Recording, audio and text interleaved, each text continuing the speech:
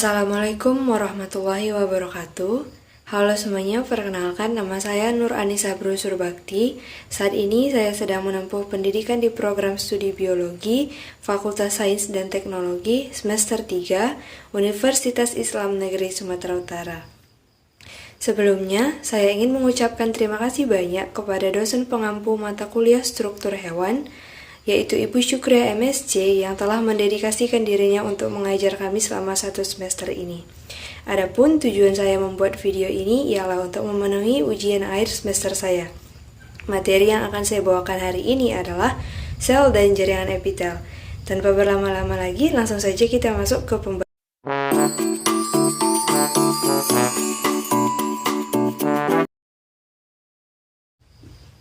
Kita masuk ke pembahasan yang pertama, yaitu teori sel.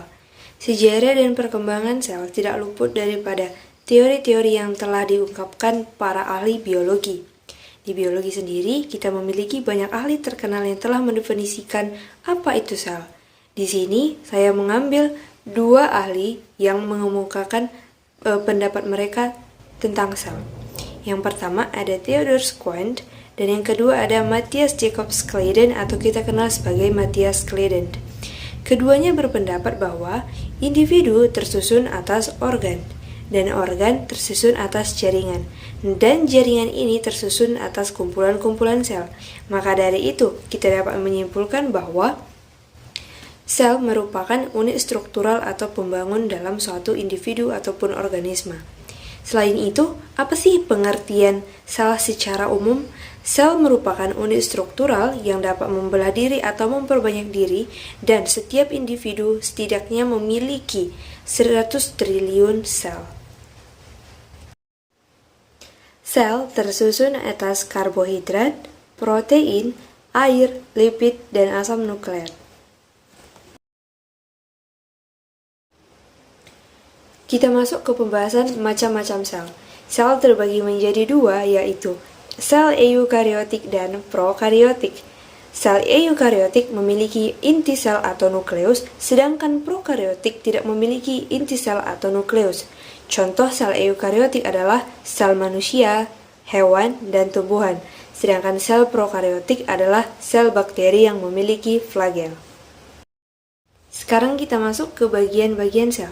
Sel tersusun atas membran plasma, sitoplasma, nukleus, dan organel sel. Membran plasma. Membran plasma merupakan membran semi-permeabel dalam sel yang mengelilingi dan membungkus sitoplasma serta nukleoplasma. Selain itu, di dalam membran plasma juga terjadi transport aktif dan transport pasif. Transport aktif adalah pengeluaran energi yang tujuannya untuk menjaga keseimbangan molekul kecil dalam sel. Transport aktif ini terbagi menjadi 2, yaitu endositosis dan eksositosis. Endositosis merupakan kegiatan fagositosis atau pemakan seluler, serta pinositosis atau peminuman seluler. Lalu, eksositosis adalah mekanisme transport molekul besar seperti protein yang dari dalam menuju keluar sel. Contoh transport aktif ada 2, yang pertama penyerapan glukosa di dalam usus, yang kedua penyerapan mineral dari tanah menuju ke akar. Transport pasif adalah transport yang tidak memerlukan energi, dan zat yang ditransfer berupa glukosa, air, dan oksigen. Transport pasif terbagi menjadi 3, yang pertama difusi, yang kedua osmosis, dan ketiga terfasilitasi. Dan difusi merupakan perpindahan zat dari konsentrasi tinggi menuju ke konsentrasi terendah. Contohnya adalah masuknya O2 dan keluarnya CO2. Sedangkan osmosis adalah kebalikan dari difusi, yaitu perpindahan zat dari konsentrasi rendah menuju ke konsentrasi tertinggi. Contohnya berupa perubahan bentuk sel di dalam larutan yang berbeda. Fungsi membran plasma ada 3. 1. Sebagai pelindung agar isi sel tidak keluar. 2. Sebagai pengatur zat yang masuk ataupun keluar. Dan yang ketiga sebagai penyeleksi proses pertukaran zat yang keluar maupun masuk. Selanjutnya yaitu nukleus. Nukleus atau inti sel adalah pengatur seluruh kegiatan di dalam sel. Nukleus sendiri memiliki struktur berupa membran nukleus, pori-pori nukleus, nukleolus, kromatin, dan nukleoplasma. Bagian pertama atau bagian terluar adalah membran nukleus. Fungsinya adalah sebagai pemisah antara nukleoplasma dan sitoplasma. Bagian kedua yaitu pori-pori nukleus atau kita lihat di gambar seperti lubang-lubang yang memiliki bentuk seperti bunga, fungsinya sebagai tempat keluar dan masuknya RNA. Bagian ketiga yaitu nukleolus. Nukleolus disebut juga anak inti yang fungsinya sebagai penghasil ribosom. Yang keempat ada kromatin. Kromatin atau benang-benang yang akan terlihat sangat jelas sewaktu nukleus mengalami pembelahan sel. Struktur yang terakhir yaitu nukleoplasma. Nukleoplasma merupakan cairan di dalam sel atau di dalam inti sel. Fungsi nukleus ada 3. Yang pertama sebagai pengendali metabolisme sel, yang kedua sebagai penyimpan informasi genetika DNA, dan yang ketiga sebagai tempat penggandaan DNA. Selanjutnya yaitu sitoplasma. Sitoplasma merupakan cairan di dalam sel yang melindungi atau menopang banyak organel sel seperti mitokondria, retikulum endoplasma, lisosom, dan yang lain-lain. Sitoplasma ini tersusun atas cairan yang disebut sitosol yang bentuknya seperti jeli ataupun agar-agar. Selain sitosol, ada juga substansi gel yang berupa glikogen dan filamen-filamen yang saling berhubungan yang disebut sitoskeleton. Fungsi sitoplasma ada 3. Yang pertama, sebagai penerima bahan-bahan dasar dari lingkungan eksternal. Yang kedua, ada sebagai tempat untuk sintesis zat baru. Dan yang ketiga atau yang paling umum adalah sebagai tempat untuk menampung semua organel sel. Organel sel adalah bagian sel yang tetap atau yang selalu bekerja agar sel tetap hidup. Organel sel pasti kita jumpai di sel manusia, hewan, dan tumbuhan, namun kali ini kita akan berfokus pada organel sel yang ada di hewan ataupun manusia. Adapun organel-organel sel yang akan kita bahas adalah mitokondria, retikulum endoplasma, aparatus Golgi ataupun badan Golgi, lisosom, peroksisom, sentriol, vakuola, dan sitoskeleton. Organel sel yang pertama yaitu mitokondria. Mitokondria merupakan organel sel yang berbentuk membran ganda dan biasanya ditemukan sebagian besarnya di organisme eukariotik. Mitokondria ini tersusun menjadi membran luar, membran dalam, ruang antar membran, dan matriks. Bentuk mitokondria ini ialah elips dengan diameter 0,5 mikrometer, sedangkan panjangnya mulai dari 0,5 mikrometer hingga 1 mikrometer. Fungsi mitokondria ada 2. Yang pertama sebagai tempat respirasi sel untuk menghasilkan energi, dan yang kedua sebagai tempat produksi ATP atau adenosin trifosfat.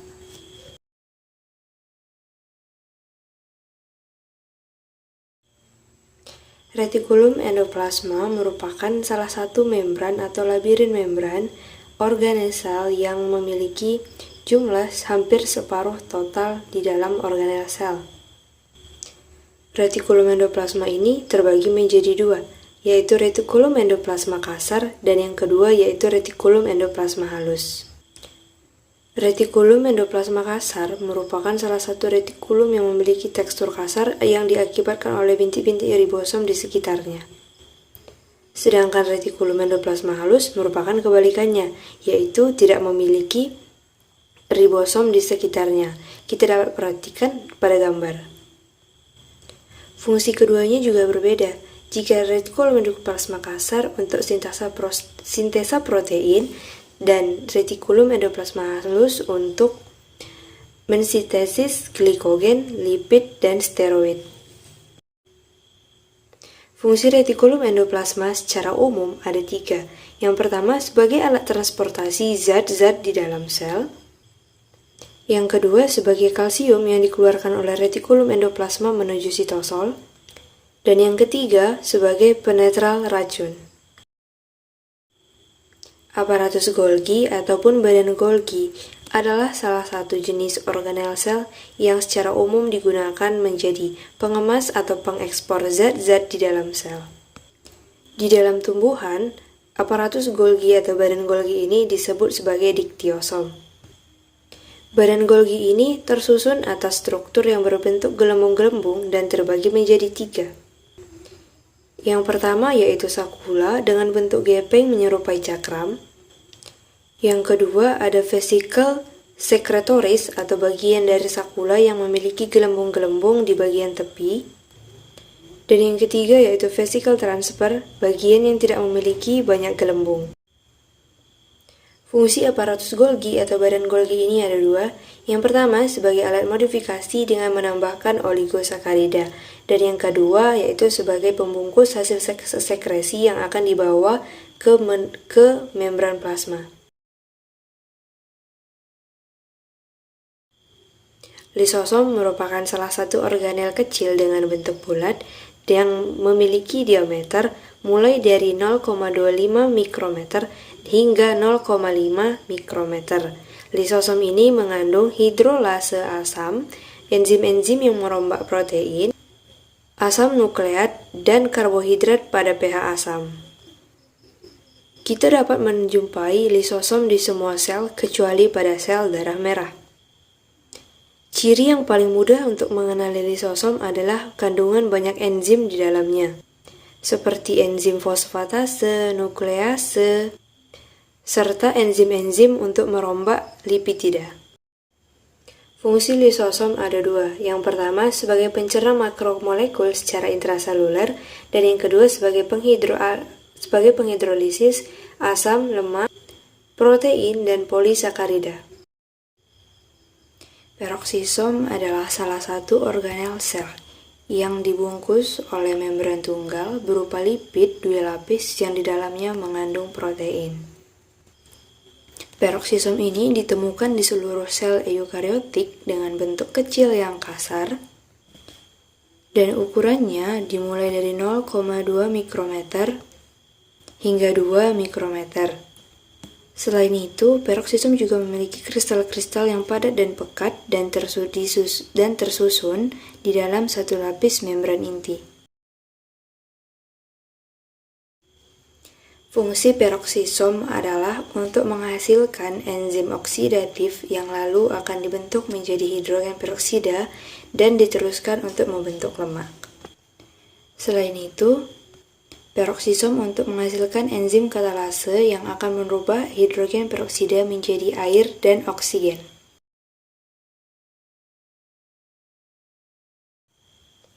Sentriol merupakan salah satu organel sel yang di dalamnya mengandung 2 mikrotuba.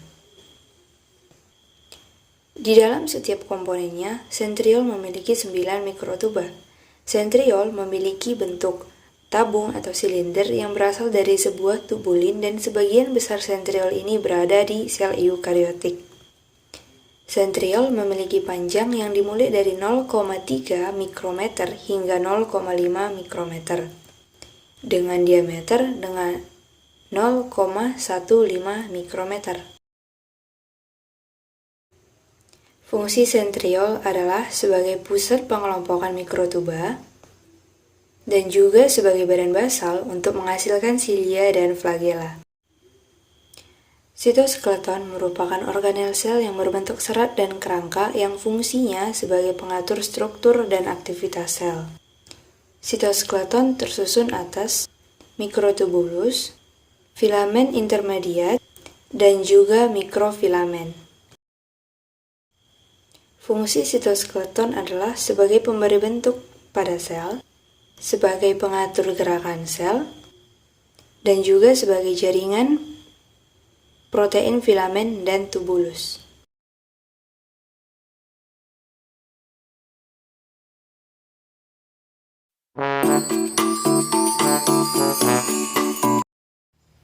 Jaringan epitel merupakan jaringan yang melapisi bagian luar tubuh dan melapisi organ serta rongga di dalam tubuh.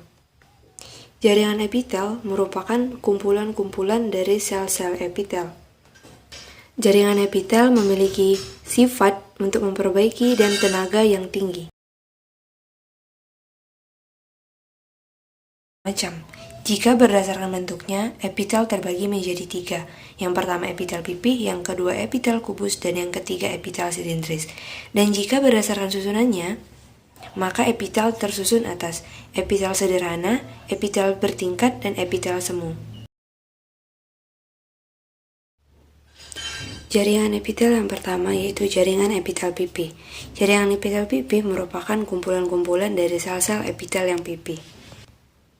Dan jaringan epitel pipih ini terbagi menjadi 2, yaitu epitel pipih selapis dan epitel pipih berlapis. Epitel pipih selapis merupakan epitel yang tersusun atas satu sel bentuk epitel yang pipih. Letak jaringan epitel pipih selapis ini ada di pembuluh jaringan limfa, pembuluh darah kapiler, paru-paru, ginjal, dan selaput perut. Dan fungsinya sebagai difusi, osmosis, filtrasi, dan sekresi. Epitel pipih berlapis merupakan kumpulan dari sel-sel epitel yang pipih berlapis dan sangat rapat. Letak epitel pipih berlapis ini ada di rongga mulut, rongga hidung, esofagus, telapak kaki, dan vagina. Fungsi epitel pipih berlapis ini adalah melindungi organ-organ yang sebelumnya saya sebutkan agar terlindung dari ancaman luar.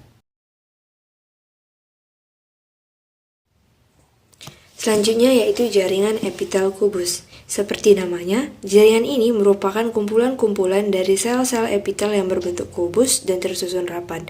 Jaringan epitel ini juga terbagi menjadi 2, yaitu epitel kubus lapis dan epitel kubus berlapis.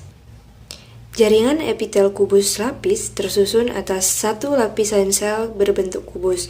Letaknya di ovarium, nefron ginjal, lensa mata, dan kelenjar tiroid. Fungsinya berperan sebagai pelindung dan sekresi.